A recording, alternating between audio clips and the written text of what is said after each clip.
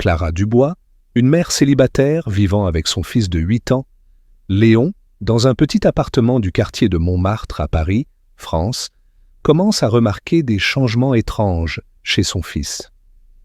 Léon, autrefois un garçon joyeux, qui chantait des chansons folkloriques françaises, est devenu silencieux, avec des cernes sombres sous les yeux à cause du manque de sommeil. Il marche prudemment, comme s'il avait peur à chaque pas. Une nuit, Clara entend Léon murmurer dans son sommeil « Ne me regarde pas, j'ai peur ». Ces mots la font frissonner, mais elle se convainc que ce n'est qu'un cauchemar d'enfant. Le lendemain matin, alors qu'elle prépare Léon pour l'école, Clara l'appelle. « Va te laver le visage dans la salle de bain, mon chéri, je t'attends. » Léon reste figé devant la porte, les yeux fixés sur l'entrebâillement. Il tire sur le chemisier de sa mère, chuchotant. « Maman, tu peux rester devant la porte pendant que je suis dedans ?» Clara, surprise, demande. « Pourquoi, mon cœur? Tu as 8 ans maintenant. » Mais le regard suppliant de Léon la pousse à acquiescer, bien qu'un malaise vague l'envahisse. Lorsqu'il entre et verrouille la porte, Clara colle son oreille contre celle-ci. Elle n'entend que le bruit lent de l'eau qui coule et des pas légers sur le carrelage. Puis Léon entr'ouvre la porte, baisse les yeux et murmure « J'ai fini ». Ce soir-là, pendant le dîner, Clara tente d'entamer une conversation. « Mon chéri, quelque chose te tracasse? Quelqu'un à l'école t'embête ?» Léon reste silencieux, puis demande soudain « Maman, est-ce possible que quelqu'un regarde à travers le siphon ?» Clara, déconcertée, tente de sourire. « Qu'est-ce que tu veux dire ?» Léon secoue la tête et continue de manger, mais ses yeux trahissent une peur évidente. Clara commence à se demander si Léon est victime d'intimidation ou s'il a été effrayé par une histoire de fantôme. Elle n'ose imaginer des scénarios pires. Le lendemain, Clara se rend à l'école primaire Saint-Vincent et rencontre l'institutrice de Léon, Madame Isabelle Fournier, une femme bienveillante d'une 40aine d'années. « J'ai remarqué que Léon a changé. Il est renfermé et semble effrayé. Avez-vous vu quelque chose ?» Isabelle réfléchit un instant. Léon s'assoit au fond de la classe, souvent à regarder par la fenêtre. Quand je lui demande, il dit juste qu'il est fatigué et ne veut pas parler. Mais personne ne l'intimide. Clara la remercie, puis passe au bureau de l'infirmière scolaire. Le médecin, M. Pierre Lefebvre, secoue la tête. « J'ai examiné Léon. Pas de signe de blessure. Peut-être une légère anxiété liée à des changements de développement. » Clara quitte l'école, le cœur lourd. Cette nuit-là, alors qu'elle lave la vaisselle, Léon hurle soudain depuis sa chambre. « Il me regarde! Il me regarde encore !» Clara se précipite, enlaçant son fils trempé de sueur, le visage pâle. « Qui, mon chéri? Qui te regarde ?» Léon tremble. « Depuis le trou dans le sol de la salle de bain. » Clara, abasourdie, ne sait que dire. Elle porte Léon sur son lit, le serre fort et murmure « Ce n'est qu'un cauchemar, je vérifierai demain matin. » Mais Léon répète, d'une voix ferme « Ce n'était pas un rêve, je l'ai vu clairement. » Le lendemain matin, alors que Léon dormait encore, Clara entra dans la salle de bain. Elle s'agenouilla et fixa le petit siphon au sol. La lumière faible de la fenêtre laissait entrevoir un peu de saleté et les vieux carreaux. Clara toucha le bord du siphon, un frisson la parcourant au contact du métal froid. Elle alluma la lampe de son téléphone, inspectant plus attentivement, mais ne vit rien d'autre qu'un trou sombre. Soudain, une brise glaciale effleura sa peau, lui donnant la chair de poule. Clara secoua la tête, tentant de chasser cette sensation inquiétante. « Ce n'est que l'imagination de Léon, se dit-elle, mais au fond, elle n'était pas rassurée. Ce midi-là, Clara décida d'emmener Léon au parc des Batignolles pour changer d'air. Elle espérait que le soleil et le chant des oiseaux apaiseraient son fils. Mais Léon resta assis sur un banc, serrant son ballon, le regard perdu au loin. « Je veux rentrer », dit-il, d'une voix faible mais ferme. Clara soupira, prit sa main et le ramena à la maison. En chemin, elle remarqua qu'il jetait sans cesse des regards en arrière, comme s'il craignait d'être suivi. Ce soir-là, en préparant le dîner, des pâtes avec une sauce tomate que Léon adorait, Clara tenta à nouveau. « Mon chéri, l'histoire du siphon, qu'est-ce qui te fait si peur ?» Léon arrêta de manger, sa cuillère tombant bruyamment sur l'assiette. Il regarda sa mère, les yeux écarquillés. « Il me regardait, maman. » Des yeux, sous le sol, qui brillaient comme ceux d'un chat. Clara sentit son cœur se serrer. Elle tenta de garder une voix calme. « Tu es sûre ? » « Peut-être un reflet de lumière. » Léon secoua la tête vigoureusement. « Non, maman, je l'ai vu clairement. Il savait que je le regardais. » Clara ne sut que répondre. Elle serra Léon dans ses bras, caressant ses cheveux, mais une peur sourde grandissait en elle. Le lendemain, Clara décida d'en apprendre davantage. Elle appela Madame Colette, une vieille amie travaillant au bureau de gestion de l'immeuble. « Colette, savez-vous quelque chose sur l'appartement du dessous, le 103 ? » « Qui y vit ?» Colette hésita. « Oh, c'est Monsieur Marcel. Il vit seul, très discret. Je l'ai rarement vu, mais une fois, je l'ai aperçu avec des cartons d'équipement électronique. On dit qu'il est ingénieur, mais personne ne sait vraiment. » Clara sentit un frisson lui parcourir l'échine. « Vous avez son numéro ?» Colette rit. « Non, il n'a rien laissé. On l'appelle l'homme invisible, parce que personne ne voit jamais son visage. » Cette nuit-là, Clara ne dormit pas. Allongée sur le canapé, elle fixait la porte entr'ouverte de la salle de bain. Le bruit des gouttes d'eau tombant du robinet résonnait dans l'obscurité. Elle pensa à Marcel, cet homme qu'elle avait croisé dans l'ascenseur. Toujours vêtu d'une chemise grise, une casquette cachant la moitié de son visage, son sourire fade la mettait mal à l'aise. Une fois, il lui avait dit « Si vous avez besoin de réparation, appelez-moi, je suis juste en dessous. » À l'époque, elle avait trouvé cela courtois. Maintenant, ces mots sonnaient comme une menace. Le lendemain matin, Clara alla revoir l'institutrice de Léon, Madame Isabelle, apportant une boîte de macarons en guise de remerciement. Dans la salle des professeurs, Isabelle l'écouta, pensive. « J'ai remarqué que Léon ne joue plus avec ses amis. Une fois, pendant un cours de dessin, il a fait un dessin étrange. Une salle de bain avec des yeux rouges sous le sol. Quand j'ai demandé, il a juste dit « Ne posez pas de questions, je ne veux pas en parler. » Clara sentit son sang se glacer. « Vous avez gardé ce dessin ?» Isabelle hocha la tête et sortit une feuille d'un tiroir. Le dessin de Léon apparut, un siphon noir avec deux yeux rouges flamboyants la fixant. Clara trembla, serrant la feuille. En rentrant, Clara s'arrêta chez Monsieur Antoine, un serrurier bienveillant du quartier. Elle lui raconta l'histoire de Léon, espérant qu'il pourrait vérifier la serrure de la salle de bain. Antoine, un homme âgé aux cheveux argentés, hocha la tête. « Clara, je vais vérifier, mais si Léon a si peur, ce n'est peut-être pas qu'une question de serrure. J'ai entendu des voisins parler de bruits étranges sous le sol, de lumières clignotantes la nuit. Peut-être les vieux tuyaux, mais... » Il s'arrêta, lançant à Clara un regard lourd de sous-entendu. « Soyez prudente. » Ce soir-là, alors que Léon faisait ses devoirs, Clara remarqua qu'il jetait sans cesse des regards vers la salle de bain. Elle s'assit près de lui. « Mon chéri, maman te croit.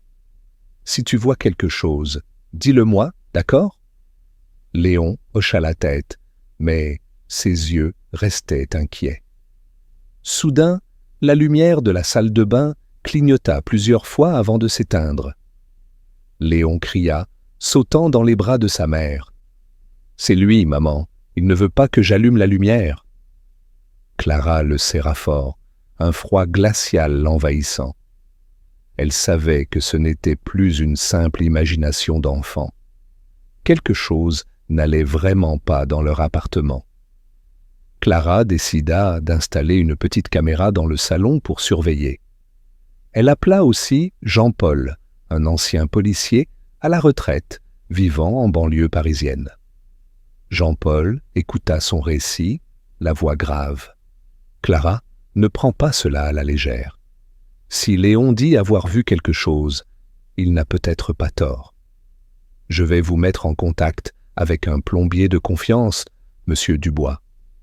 Il a déjà aidé dans des affaires étranges, dans de vieux immeubles. » Clara le remercia, sentant une lueur d'espoir. Mais en éteignant la lumière pour dormir, le bruit des gouttes d'eau dans la salle de bain résonna à nouveau, comme un murmure dans l'obscurité. Clara se réveilla avec une sensation d'oppression, comme si l'obscurité de la nuit précédente s'accrochait encore à elle. Le bruit des gouttes d'eau dans la salle de bain résonnait dans sa tête, bien qu'elle ait vérifié et resserré le robinet. Léon était assis sur le canapé, serrant son ours en peluche, les yeux rivés sur la porte de la salle de bain, comme si elle pouvait s'ouvrir d'un instant à l'autre. Clara tenta un sourire. « Aujourd'hui, maman va faire venir quelqu'un pour vérifier la salle de bain, d'accord ? Ne t'inquiète pas. » Léon hocha la tête, mais son regard restait empreint d'inquiétude. Après avoir déposé Léon à l'école, Clara rentra à l'appartement et consulta les enregistrements de la petite caméra installée dans le salon. Rien d'anormal, juste des images statiques de la pièce, baignées par la lumière des fenêtres. Mais en faisant défiler la vidéo jusqu'à la nuit précédente, elle remarqua un moment étrange. La lumière de la salle de bain clignotait plusieurs fois, bien que personne n'y soit entré. Clara frissonna, se disant que cela pouvait être dû au vieux système électrique de l'immeuble. Elle décida de ne pas en parler à Léon, de peur de l'effrayer davantage.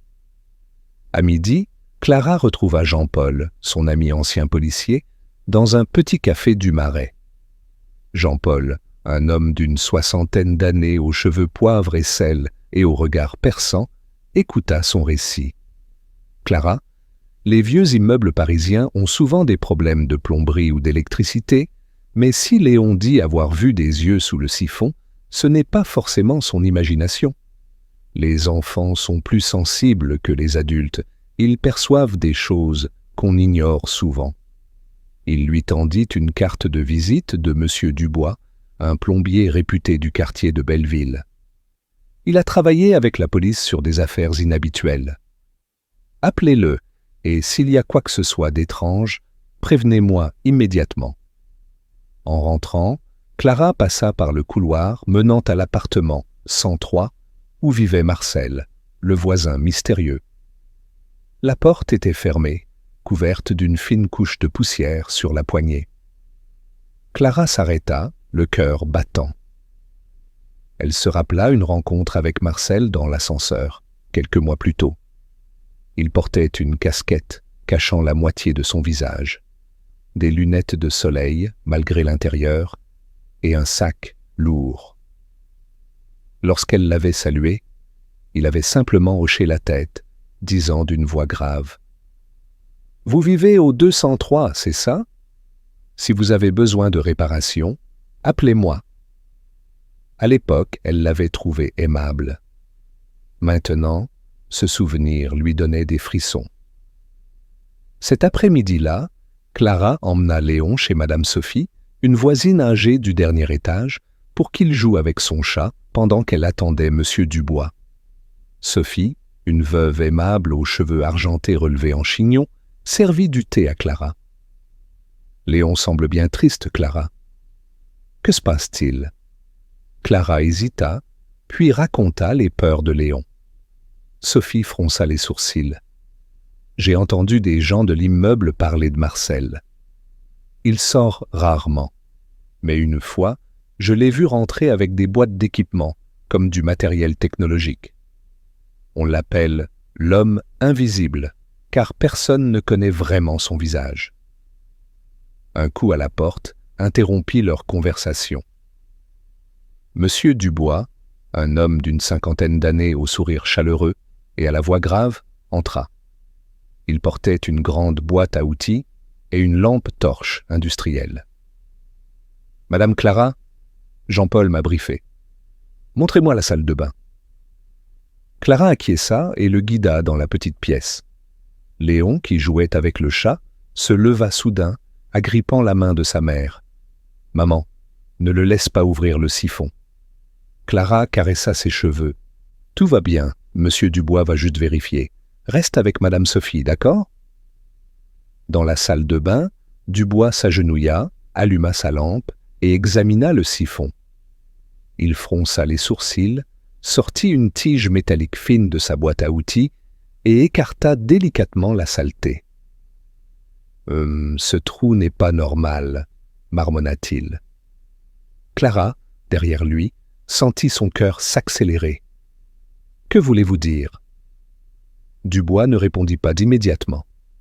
Il dévissa la grille du siphon, révélant un petit trou circulaire avec des rayures nettes autour. « Madame Clara, ce n'est pas une usure naturelle.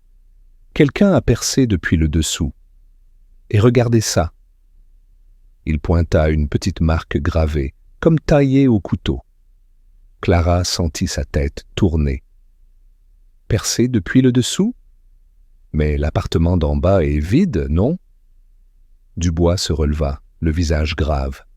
« Je ne suis pas sûr, mais j'ai déjà vu ce genre de choses. Une fois, dans un vieil immeuble près de la Bastille, nous avons trouvé une caméra cachée dans un siphon. Vous devriez appeler la police. » Clara trembla, s'agrippant au dossier d'une chaise. « Vous êtes sûr ? Ça pourrait être une vieille réparation, non ?» Dubois secoua la tête.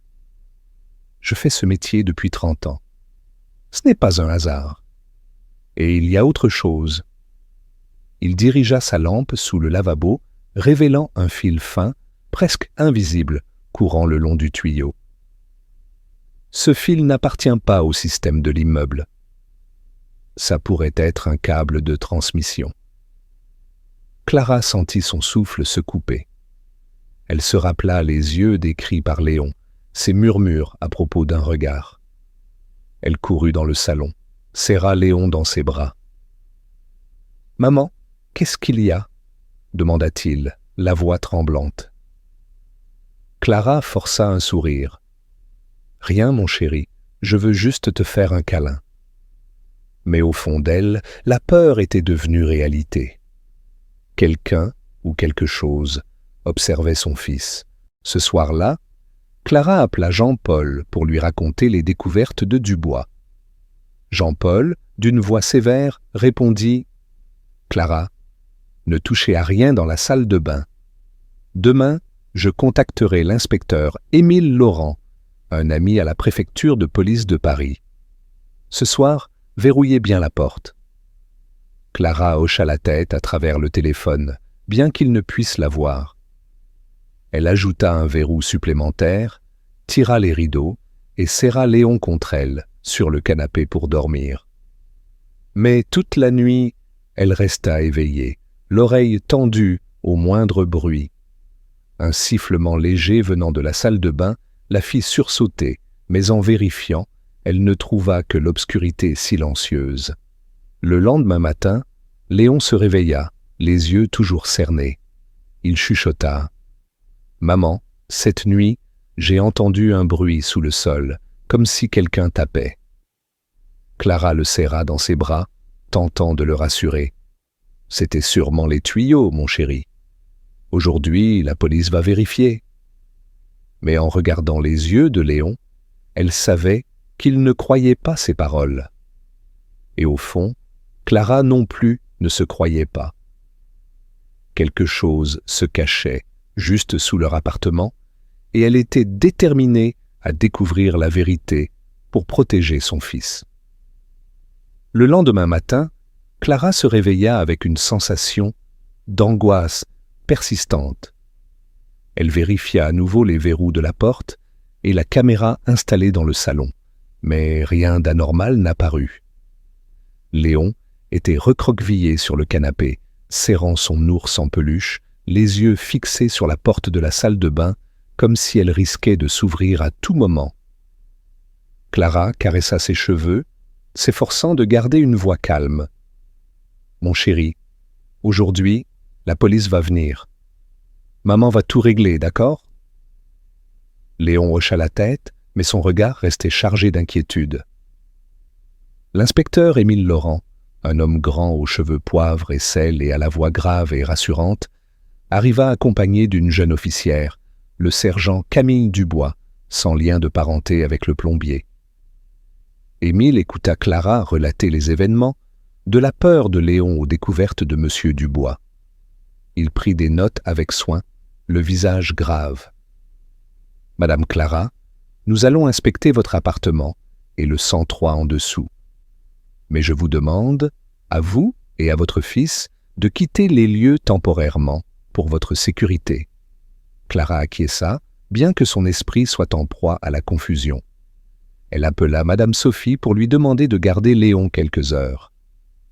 Clara emmena Léon chez Sophie, où l'odeur de biscuits fraîchement cuits emplissait l'air. Sophie serra Léon dans ses bras, souriant. « Veux-tu m'aider à faire des gâteaux, mon petit ?» Léon secoua la tête, s'asseyant dans un coin du canapé, son ours en peluche serré contre lui. Clara caressa sa tête. « Maman revient vite, reste avec Madame Sophie, d'accord ?» Léon agrippa sa main, chuchotant. « Maman, fais attention. Il est toujours là-dessous. » Ces mots firent frissonner Clara, mais elle se contenta de hocher la tête, dissimulant sa peur. De retour à l'appartement, Clara trouva Émile et Camille au travail, avec M. Dubois. Ce dernier avait retiré une partie du carrelage, révélant un trou encore plus petit, au bord marqué de rayures nettes. Il pointa sa lampe torche, secouant la tête.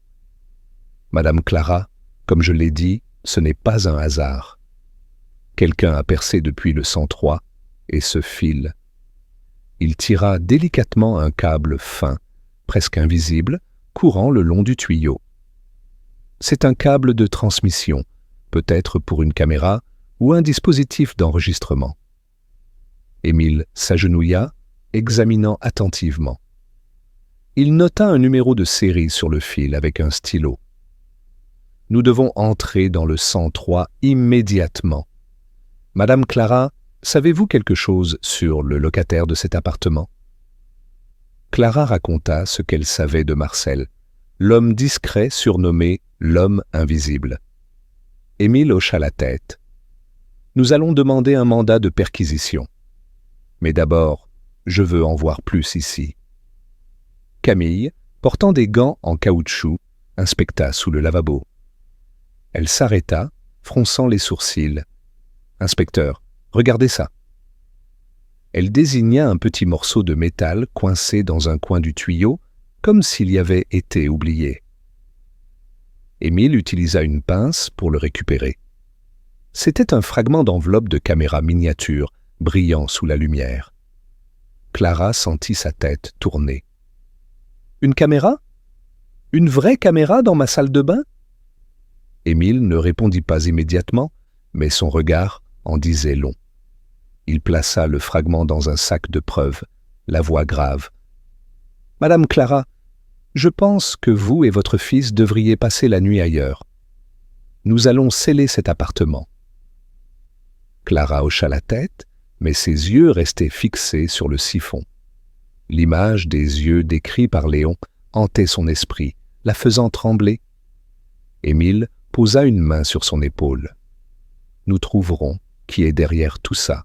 Je vous le promets. » Mais cette promesse ne suffit pas à apaiser la peur grandissante de Clara. Cet après-midi-là, avec un mandat de perquisition, Émile et l'équipe de police forcèrent la serrure de l'appartement 103. Clara se tenait dans le couloir, le cœur battant à tout rompre. La vieille porte en bois grinça en s'ouvrant, dégageant une odeur de moisi et de poussière. À l'intérieur, l'appartement était presque vide, avec seulement quelques meubles usés et un bureau couvert de poussière. Mais lorsqu'Émile entra dans la chambre, il s'arrêta, la voix tendue. « Camille, venez voir !» Clara entendit des pas précipités, puis un jeune officier sortit, le visage blême. « Madame Clara, vous devriez vous asseoir, » dit-il, mais Clara secoua la tête. « Je veux savoir ce qui se passe. » Émile la conduisit dans la chambre, où un petit trou circulaire au plafond, juste sous la salle de bain de Clara, était illuminé par la lampe torche. À côté du trou, un support métallique semblait avoir soutenu un dispositif. Sur le bureau, un câble fin reliait un disque dur, compact, caché dans un tiroir. « C'est un système de surveillance », dit Émile, la voix sombre. « Une caméra était installée juste sous le sol de votre salle de bain, connectée à ce disque dur. Nous l'enverrons au laboratoire pour analyse. » Clara sentit ses jambes flageoler. Donc, quelqu'un surveillait Léon? Depuis combien de temps? Émile ne répondit pas tout de suite, mais son regard inquiet parlait de lui-même. Nous le découvrirons. Mais sachez que cet individu est très sophistiqué. Il sait dissimuler ses traces. Camille poursuivit l'inspection et trouva une petite boîte métallique sous le plancher, contenant plusieurs cartes mémoire et une liste manuscrite d'adresses à Paris, y compris celle de Clara. « Inspecteur, ce n'est pas la première fois qu'il fait ça, » dit Camille, la voix tremblante. Émile hocha la tête. « Envoyez tout au poste et vérifiez les antécédents de Marcel immédiatement. » Ce soir-là, Clara emmena Léon chez Jean-Paul, en banlieue parisienne. La petite maison de Jean-Paul, avec son jardin rempli de lavande, offrait une sensation de paix. Mais Léon ne quittait pas sa mère. Lorsqu'elle lui raconta, en omettant les détails effrayants, ce que la police avait trouvé, Léon la serra fort, chuchotant. « Je le savais, maman. Il était toujours là. » Clara l'enlaça, des larmes coulant en silence. « Je suis désolée, Léon. Je ne savais pas. Mais maintenant, je te crois, et je te protégerai. » Cette nuit-là, Clara resta éveillée, fixant le plafond. L'image du siphon, du fragment de caméra et de la liste d'adresses la hantait. Elle pensa à Marcel, à son sourire fade dans l'ascenseur. Une fois, il avait demandé à Léon « Tu te douches à quelle heure ?» Clara avait cru qu'il était simplement curieux. Maintenant, cette question lui transperçait le cœur comme un couteau. Elle serra les poings, déterminée. Qui que soit Marcel, elle ne le laisserait plus faire de mal à Léon. Le lendemain matin, Émile appela. « Madame Clara, nous avons vérifié les antécédents. Marcel, de son vrai nom, Julien Moreau, est ingénieur électronique, accusé de harcèlement à Lyon, mais sans preuve suffisante pour une condamnation. Il est arrivé à Paris il y a 3 ans, et le 103 est à son nom. Mais les voisins disent ne pas l'avoir vu depuis plusieurs semaines. » Clara trembla. « Donc il s'est enfui ?» Émile, la voix grave, répondit « Peut-être. Mais nous le trouverons. Restez en sécurité avec Léon, je vous tiens au courant. » Clara raccrocha, regardant Léon jouer avec le chien de Jean-Paul dans le jardin. Il esquissa un rare sourire, mais Clara savait que la peur était toujours là, tapie dans les yeux de son fils, et elle savait que cette bataille était loin d'être terminée. Clara était assise dans la petite cuisine de Jean-Paul, tenant une tasse de café froid, les yeux rivés sur Léon, qui jouait avec le chien doré dans le jardin. Le rare sourire de Léon allégea un peu son cœur, mais les mots de l'inspecteur Émile Laurent résonnaient encore dans sa tête. Julien Moreau, alias Marcel, avait peut-être fui. Clara serra les poings, retenant sa colère et sa peur. Elle ne pouvait pas laisser Léon continuer à vivre dans l'ombre de cette obsession. Ce matin-là, Émile et le sergent Camille arrivèrent chez Jean-Paul pour faire le point. Émile posa un dossier sur la table, le visage grave. « Madame Clara, nous avons analysé le disque dur trouvé dans l'appartement 103. Il contient des centaines de vidéos, principalement de votre salle de bain, filmées depuis le sol. Certaines datent d'il y a 2 ans. » Clara sentit son sang se glacer. « 2 ans ? Il surveillait Léon depuis qu'il avait 6 ans ?» Émile hocha la tête, le regard sombre. « Oui, son système est très sophistiqué. Une caméra miniature activée par un détecteur de mouvement, connectée au disque dur via un réseau sans fil. » Camille ajouta, la voix pleine d'inquiétude. « Nous avons aussi trouvé une liste d'adresses dans le disque dur, pas seulement à Paris, mais aussi à Lyon, Marseille et même Bordeaux. Il semble que Julien se soit déplacé dans plusieurs villes, ciblant les familles avec de jeunes enfants, surtout les foyers monoparentaux. » Clara porte une main à son visage, retenant ses larmes. « Il nous a choisis parce que je suis mère célibataire, c'est ça ?» Émile soupira. « Très probablement. Ces prédateurs visent les cibles vulnérables ?» Jean-Paul, assis dans un coin, intervint. « J'ai enquêté sur des cas similaires. Des gens comme Julien n'agissent tout pas seuls. Ils pourraient faire partie d'un réseau plus large. » Émile acquiesça. « Nous collaborons avec Interpol pour vérifier. Certaines vidéos sont fortement cryptées, avec des indices qu'elles ont été envoyées à une adresse IP à Bruxelles. Nous pensons qu'ils vendaient ou partageaient ces données. » Clara sentit son estomac se nouer. « Vendre ? Vous voulez dire les vidéos de Léon ?» Émile ne répondit pas immédiatement, mais son regard confirma ses craintes. Cet après-midi-là, Clara emmena Léon dans un parc près de la maison de Jean-Paul, espérant que l'espace vert le détendrait. Mais Léon resta assis sur un banc, serrant la laisse du chien. Un homme d'âge moyen passa, souriant à Léon. Le garçon sursauta, se blottissant contre sa mère. « Maman, il m'a regardé. » Clara le serra dans ses bras, le rassurant. « Ce n'est rien, mon chéri, il passait juste. » Mais au fond d'elle, le doute grandissait. Et si Julien avait un complice? Et si quelqu'un d'autre les observait? Ce soir-là, Clara reçut un appel de Madame Sophie. « Clara, une amie de l'immeuble, m'a dit avoir vu un inconnu rôder près du 103 hier soir, avec un sac lourd. Ce n'est peut-être rien, mais je voulais vous prévenir. » Clara sentit son cœur s'accélérer. Elle appela immédiatement Émile, qui promit de vérifier les caméras de surveillance de l'immeuble. Mais quand elle en parla à Léon, il secoua la tête. « Maman, je sais qu'il n'est pas parti. Je le sens encore là-dessous. » Le lendemain, Émile apporta de nouvelles informations. « Nous avons confirmé l'identité de Julien Moreau. Il travaillait pour une entreprise de sécurité à Lyon, spécialisée dans les systèmes de surveillance. Il a été licencié après qu'une collègue a découvert une caméra cachée dans un vestiaire, mais sans preuve suffisante pour une poursuite. Ensuite, il a disparu des radars, se déplaçant constamment. » Clara trembla. « Donc, il planifiait tout depuis longtemps ?» Émile hocha la tête. « Il est très intelligent. Il sait exploiter les failles juridiques. Le 103 est à son nom, mais il se montrait rarement, faisant croire que l'appartement était vide. » Camille sortit une photo floue des caméras de surveillance. « Voici l'inconnu signalé par les voisins. Il portait une capuche, mais sa démarche et son sac correspondent à la description de Julien.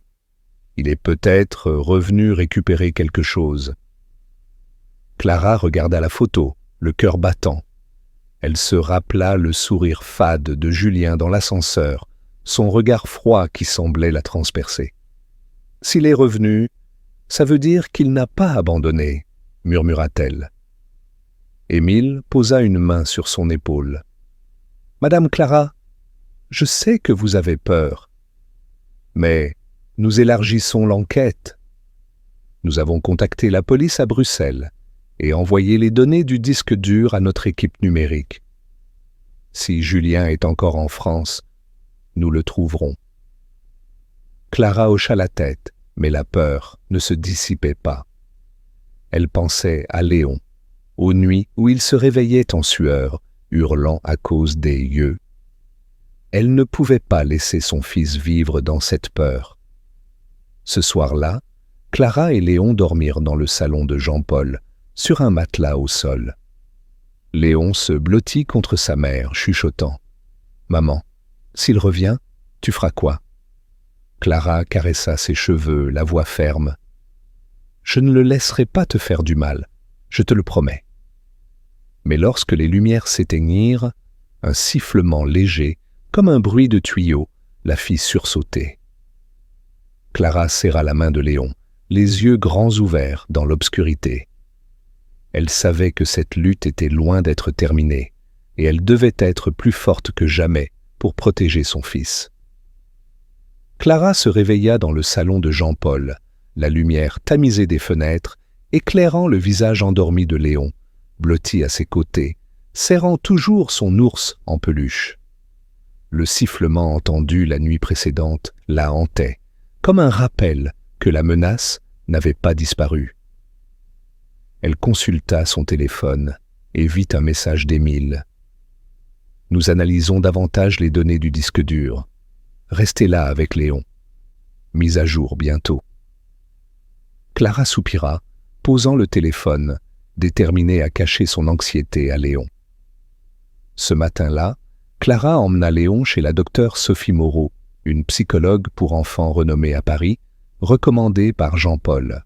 Le cabinet de Sophie, niché dans un coin calme de Saint-Germain, avait des murs bleu pâle et des étagères remplies de livres illustrés. Sophie, une femme d'une trentaine d'années au sourire doux, les accueillit. « Madame Clara, je vais travailler avec Léon en douceur. »« Vous pouvez attendre dehors. » Clara hocha la tête, le cœur lourd en voyant Léon entrer dans la pièce, serrant son ours.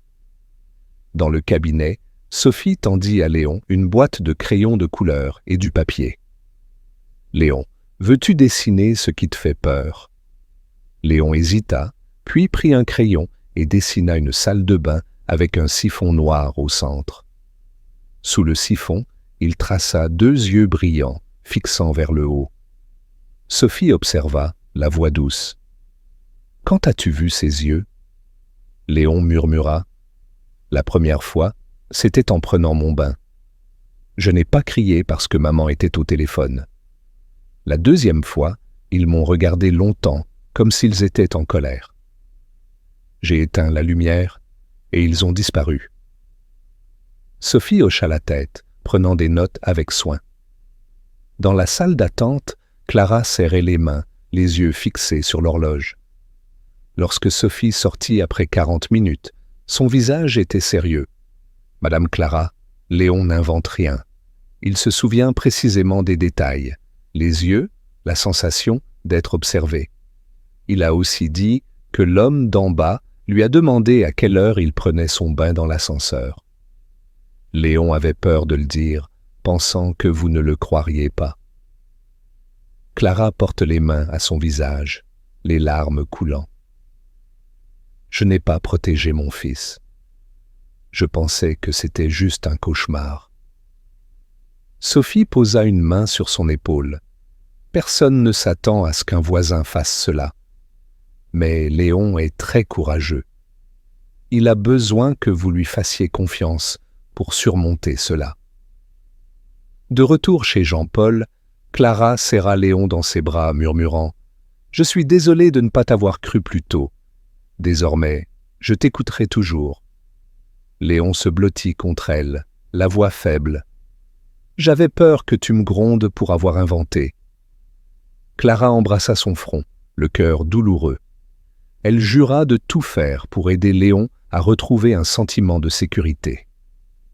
Cet après-midi-là, alors que Clara rangeait les affaires de Léon, un coursier frappa à la porte. Il lui tendit une enveloppe grise sans adresse d'expéditeur. Clara l'ouvrit, trouvant une feuille avec un message manuscrit « Ne pensez pas que tout est fini ». Son cœur s'arrêta. Elle photographia la lettre et l'envoya immédiatement à Émile.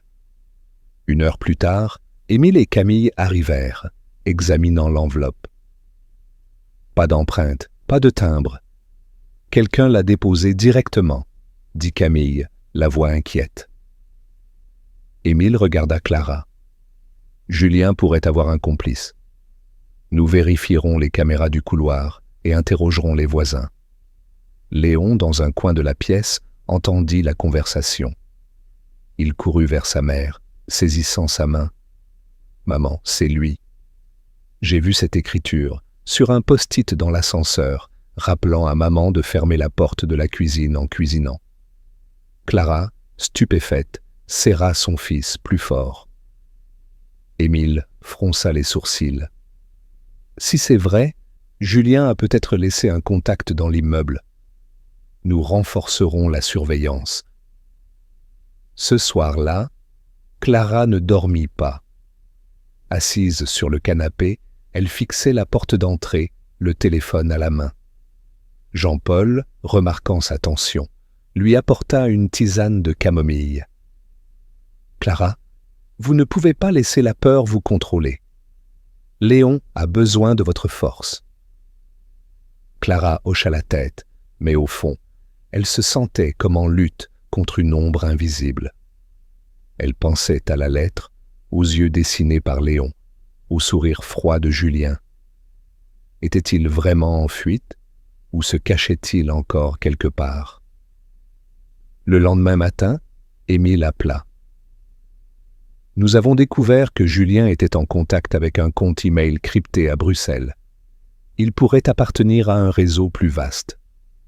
Nous avons aussi trouvé une autre carte mémoire dans le 103 contenant des vidéos d'autres appartements à Paris.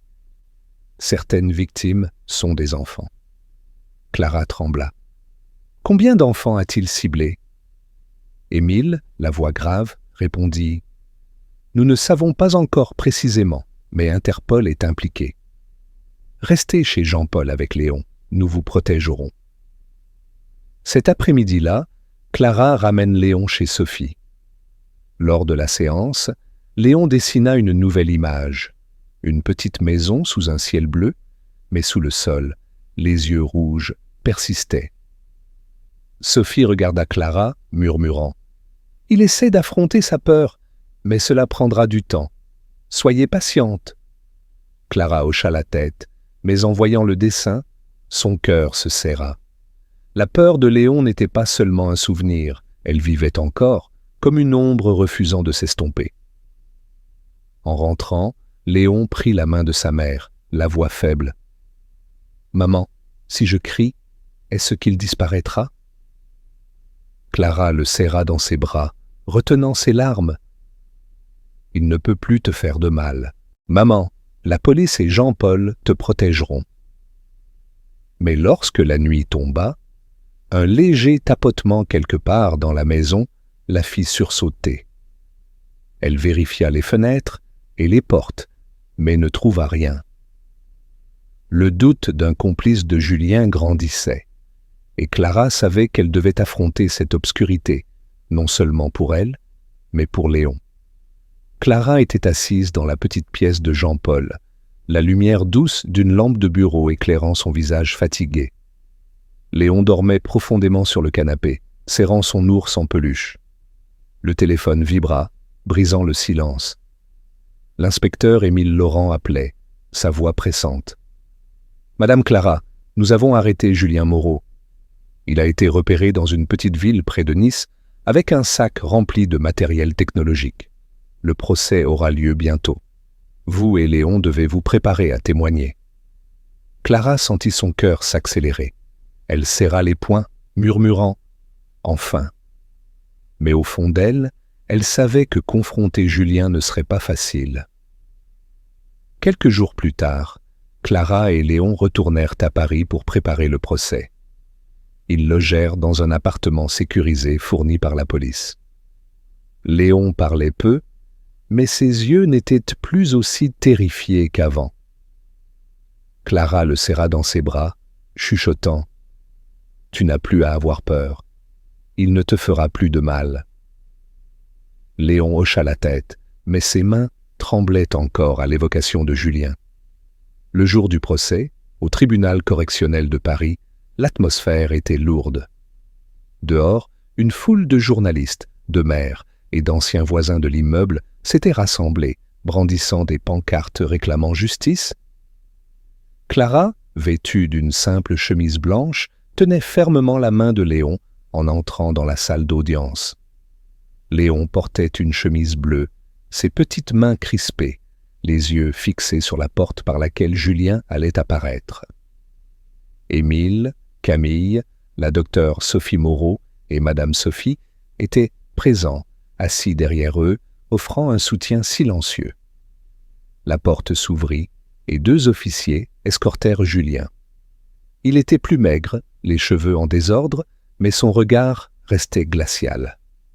En voyant Clara et Léon, un sourire narquois effleura ses lèvres. Clara sentit la colère monter, mais elle resta calme, serrant la main de Léon.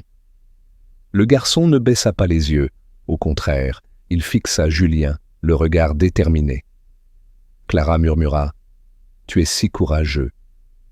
La procureure, une femme d'âge moyen à la voix incisive, commença « Mesdames et messieurs, l'accusé, Julien Moreau, est inculpé pour atteinte à la vie privée, harcèlement d'enfants, possession et distribution d'images illégales et participation à un réseau international d'exploitation d'enfants. » Elle présenta les preuves, le disque dur contenant des centaines de vidéos, la liste des adresses des victimes, les cartes mémoire et les emails cryptés reliant Julien à des suspects à Bruxelles, Lyon et Marseille. Clara écoutait, le cœur serré, surtout lorsque la procureure projeta un extrait flou montrant Léon dans la salle de bain, les yeux emplis de peur en regardant le siphon. L'avocat de la défense, un jeune homme nommé Philippe Dupont, tenta de plaider. « Monsieur le juge, mon client souffre de troubles psychologiques, vivant isolé et présentant des signes de paranoïa. Nous demandons un traitement plutôt qu'une incarcération. » Clara ne put se retenir et se leva. « Monsieur le juge, puis-je parler ?» Le juge acquiesça. Clara s'avança au centre de la salle, la voix tremblante mais claire. « Je suis la mère de Léon, un garçon de 8 ans qui avait peur de prendre un bain, de se laver le visage, de dormir, pensant qu'on l'observait à travers le siphon. Et c'était lui. » Elle pointa Julien du doigt. « Il a construit un système pour espionner mon fils, enregistrant chaque moment intime. Personne ne peut imaginer notre douleur. Si vous le laissez partir, combien d'autres enfants deviendront ses victimes ?» Un silence envahit la salle. Léon fut appelé pour confirmer son témoignage préalable. Il s'approche du micro, les mains tremblantes, mais la voix faible et ferme. « Je l'ai vu à travers le siphon dans la salle de bain. Je pensais que je rêvais, mais non.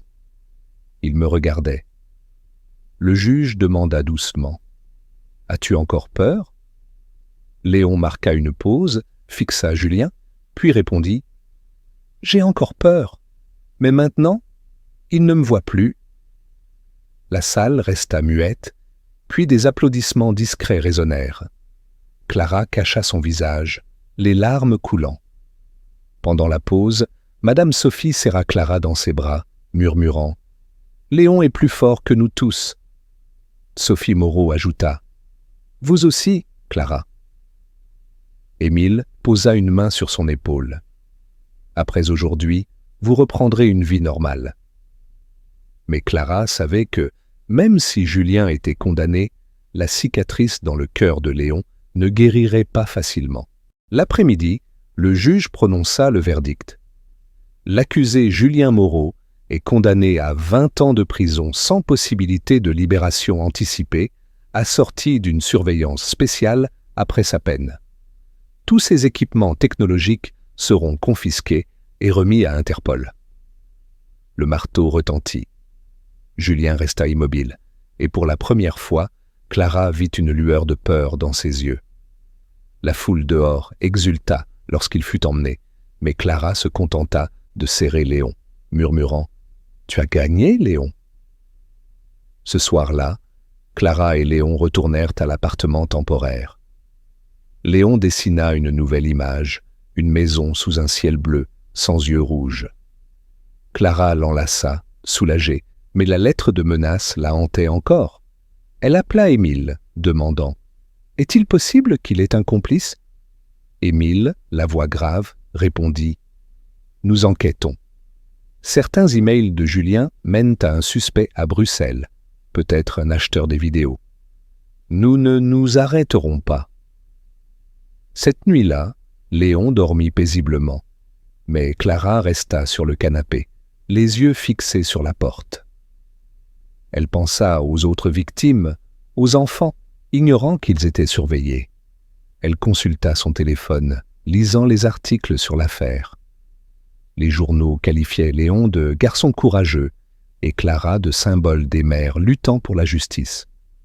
Un message de Madame Sophie la toucha. « Vous et Léon avez réveillé toute une communauté. Merci. » Clara sourit, mais au fond, elle savait que la bataille n'était pas finie. Elle devait continuer, pas seulement pour Léon, mais pour tous les autres enfants. Clara se tenait dans son nouvel appartement du quartier de la Bastille, à Paris. La lumière du soleil traversait la grande fenêtre, éclairant les murs fraîchement peints d'un bleu marin pâle, la couleur choisie par Léon. Comme un ciel sans nuages, avait-il dit. L'ancien appartement, avec ses souvenirs du siphon et des yeux invisibles, était désormais loin derrière eux. Clara et Léon avaient déménagé juste après le procès, déterminés à commencer une nouvelle vie. Mais malgré la luminosité et la sécurité du nouvel espace, Clara savait que la cicatrice dans le cœur de Léon demanderait du temps pour guérir. Ce matin-là, Clara prépara le petit déjeuner, une baguette avec de la confiture de fraises, le plat préféré de Léon. Assis à la table, le garçon dessinait tranquillement une petite maison au bord d'une rivière, sans yeux rouges ni siphon noir. Clara sourit, caressant ses cheveux. « C'est magnifique, mon chéri. Qu'as-tu envie de faire aujourd'hui ?» Léon leva les yeux, sa voix douce mais ferme. « Je veux essayer de prendre un bain tout seul, mais tu restes devant la porte, d'accord ?» Clara, stupéfaite, sentit les larmes monter. Elle hocha la tête. « Bien sûr, mon amour, je serai là. » Léon entra dans la nouvelle salle de bain, laissant la porte entr'ouverte, sans la verrouiller. Clara se posta dehors, comptant en silence. 1, 2, 3... À 99, la porte s'ouvrit et Léon sortit, les cheveux mouillés, une odeur de savon flottant autour de lui. Il sourit. « C'est fait, maman. » Clara s'agenouilla, le serrant fort, murmurant « Je suis si fière de toi, Léon. » C'était la première fois que Léon prenait un bain sans trembler, un petit pas, mais d'une immense signification. Clara continua d'emmener Léon voir la docteure Sophie Moreau chaque semaine. Lors d'une séance, Sophie demanda « Léon, quand t'es-tu senti en sécurité pour la dernière fois ?» Léon réfléchit, puis répondit « Quand j'ai vu l'homme emmené hors du tribunal. Et le jour où maman m'a laissé prendre un bain tout seul. » Sophie sourit. « Tu fais de grands progrès. » La sécurité était la première étape pour retrouver une vie normale. Clara, écoutant depuis la salle d'attente, sentit un poids s'alléger. Léon apprenait à affronter sa peur, pas à pas. Un après-midi, Clara reçut une lettre de l'inspecteur Émile Laurent. Il informait que l'enquête s'était élargie à l'international, avec Interpol traquant 3 suspects liées à Julien Moreau, à Bruxelles, Lyon et Marseille. Nous avons trouvé d'autres vidéos provenant de différentes villes, écrivait Émile. Julien faisait partie d'un réseau plus vaste, mais grâce à vous et Léon, nous avons brisé un maillon clé. Clara lut la lettre, partagée entre soulagement et douleur. Elle pensa aux autres enfants, aux familles, ignorant encore qu'elles étaient des victimes. La communauté commença à agir. Une réunion des résidents fut organisée à Montmartre, où Madame Sophie prit la parole pour exiger une inspection complète des systèmes de plomberie et d'électricité des vieux immeubles. Une nouvelle proposition de loi, surnommée « Loi Léon », fut présentée au Conseil municipal de Paris, exigeant l'installation de dispositifs anti-surveillance dans les salles de bain et les espaces privés des immeubles résidentiels. Clara fut invitée à s'exprimer lors de la réunion. Face à la foule, sa voix trembla, mais resta ferme. « Je ne veux pas qu'un autre enfant vive ce que Léon a enduré. Nous devons écouter nos enfants, même si leur voix est faible. » Après la réunion, une jeune mère, Madame Élise, s'approcha de Clara, les larmes aux yeux. J'habitais au 4e étage de l'ancien immeuble. Ma fille avait peur d'aller dans la salle de bain, mais je pensais qu'elle imaginait. Grâce à vous et Léon, j'ai vérifié et trouvé un petit trou sous le sol. Merci à vous deux. Clara serra Élise dans ses bras, ressentant un lien profond. Elle réalisa que l'histoire d'elle et Léon avait réveillé toute une communauté. Par une belle journée ensoleillée, Clara emmena Léon au jardin des Tuileries. Il courait, jouait sur les manèges, et pour la première fois depuis des mois, Clara entendit son rire éclatant. Assis sur un banc, Léon se tourna vers elle. « Maman, si je raconte ça à mes amis, tu crois qu'ils me croiront ?» Clara caressa ses cheveux. « Oui, parce que tu es courageux. Tu as affronté une peur que beaucoup d'adultes n'auraient pas surmontée. » Léon sourit, puis demanda « Il ne me voit plus, hein ?» Clara hocha la tête, les yeux humides. « Non, mon chéri, il ne peut plus voir personne. » Une semaine plus tard, Clara reçut une lettre manuscrite d'une inconnue, à l'écriture soignée. « Je suis la mère d'une fillette surveillée par Julien à Lyon. Personne ne nous croyait, mais grâce à vous et Léon, je sais que je ne suis pas folle. » Ma fille recommence à sourire. « Merci. » Clara serra la lettre contre son cœur, pleurant à chaudes larmes. Une partie de sa douleur semblait partagée, comme si la lumière perçait l'obscurité. À l'école de Léon, une petite cérémonie fut organisée. L'institutrice Isabelle monta sur scène, micro en main. « Aujourd'hui, nous honorons un élève spécial, non pour ses notes, mais pour son courage. Léon a dit la vérité, nous rappelant que parfois, les choses les plus effrayantes ne se voient pas. » Léon monta sur scène, un peu timide, mais les yeux brillants. Il prit le micro et dit une seule phrase. « Je pensais que si personne ne me croyait, je devais me taire. Mais maman m'a dit que si j'avais raison, même avec peur, je devais parler. » La salle applaudit chaleureusement. Clara, en bas, pleurait, le cœur gonflé de fierté. Ce soir-là, Clara s'assit près du lit de Léon, caressant ses cheveux. « Veux-tu oublier tout ça ?» Léon réfléchit, puis répondit « Non, maman. Si j'oublie, comment je me souviendrai que j'ai été si courageux ?» Clara sourit, des larmes coulant. « Tu as raison, mon chéri. Moi non plus, je n'oublierai pas. » Léon murmura « Je t'aime, maman. Tu m'as sauvé. » Clara répondit, la voix comme un souffle. « Non, Léon, c'est toi qui m'as sauvé. » Dehors, le vent printanier soufflait doucement, portant l'odeur des fleurs naissantes. Le ciel était bleu, comme les murs de la nouvelle salle de bain, et désormais, aucun regard ne perçait cette lumière. Seuls les regards chaleureux de Clara et Léon subsistaient, dans une maison reconstruite sur la confiance, le courage et l'amour. Leur histoire était un avertissement.